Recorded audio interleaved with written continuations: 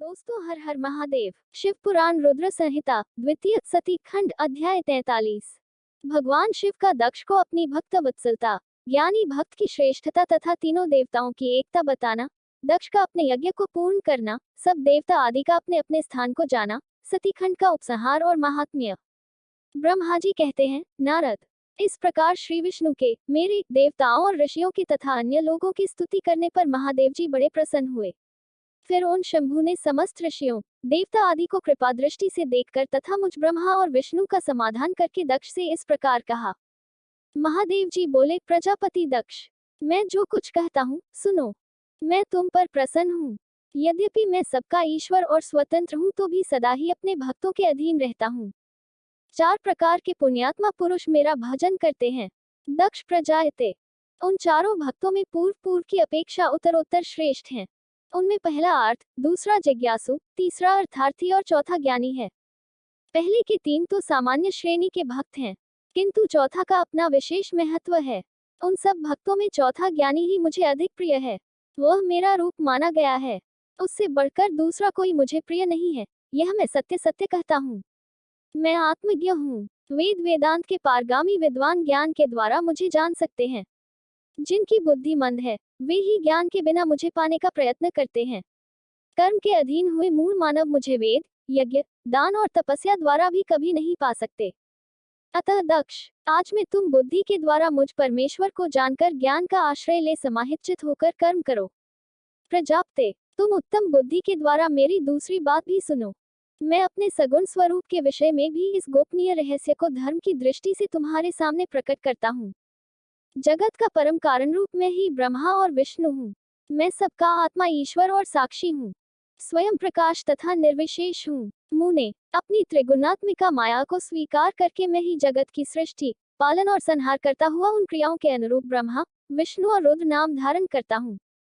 उस अद्वितीय भेद रहित केवल विशुद्ध मुझ पर ब्रह्म परमात्मा में ही अज्ञानी पुरुष ब्रह्म, ईश्वर तथा अन्य समस्त जीवों को भिन्न रूप से देखता है। जैसे मनुष्य अपने सिर और हाथ आदि अंगों में, ये मुझसे भिन्न है, ऐसी परकीय बुद्धि कभी नहीं करता, उसी तरह मेरा भक्त प्राणी मात्र में मुझसे भिन्नता नहीं देखता।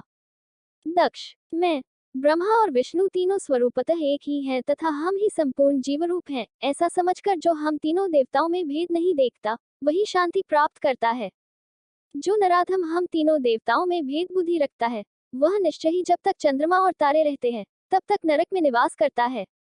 दक्ष, यदि कोई विष्णु भक्त होकर मेरी निंदा करेगा और मेरा भक्त होकर विष्णु की निंदा करेगा तो तुम्हें दिए हुए पूर्वोक्त सारे शाप उन्हीं दोनों को प्राप्त होंगे और निश्चय ही उन्हें तत्वज्ञान की प्राप्ति नहीं हो सकती। ब्रह्मा जी कहते हैं, मुने, भगवान महेश्वर के इस सुखदायक वचन को सुनकर सब देवता, मुनि आदि को उस अवसर पर बड़ा हर्ष हुआ। कुटुंब सहित दक्ष बड़ी प्रसन्नता के साथ शिव भक्ति में तत्पर हो गया। वे देवता आदि भी शिव को ही सर्वेश्वर जानकर भगवान शिव के भजन में लग गए। जिसने जिस प्रकार परमात्मा शंभु की स्तुति की थी, उसे उसी प्रकार संतुष्टचित हुए शंभु ने वर दिया। मुने, तदनंतर भगवान शिव की आज्ञा पाकर प्रसन्नचित हुए शिव भक्त दक्ष ने शिव के ही अनुग्रह से अपना यज्ञ पूरा किया। उन्होंने देवताओं को तो यज्ञ भाग दिए ही, शिव को भी पूर्ण भाग दिया। साथ ही ब्राह्मणों को दान दिया। इस तरह उन्हें शंभु का अनुग्रह प्राप्त हुआ। इस प्रकार महादेव जी के उस महान कर्म का विधिपूर्वक वर्णन किया गया।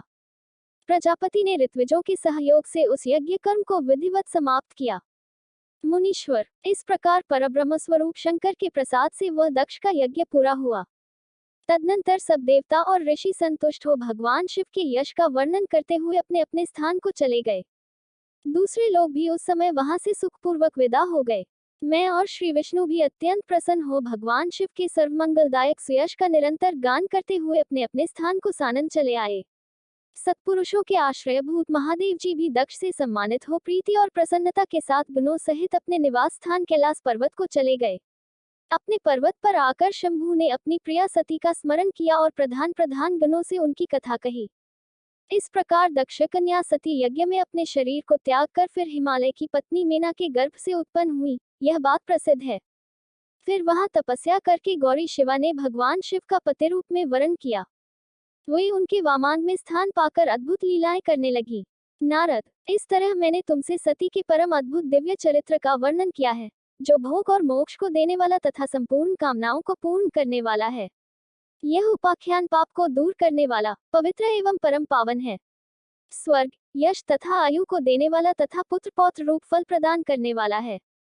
तात, जो भक्तिमान पुरुष भक्तिभाव से लोगों को यह कथा सुनाता है, वह इस लोक में संपूर्ण कर्मों का फल पाकर परलोक में परमगति को प्राप्त कर लेता है। दोस्तों, अगली वीडियो देखने के लिए आप चैनल सब्सक्राइब जरूर करें और लाइक करें और कमेंट करें। हर हर महादेव।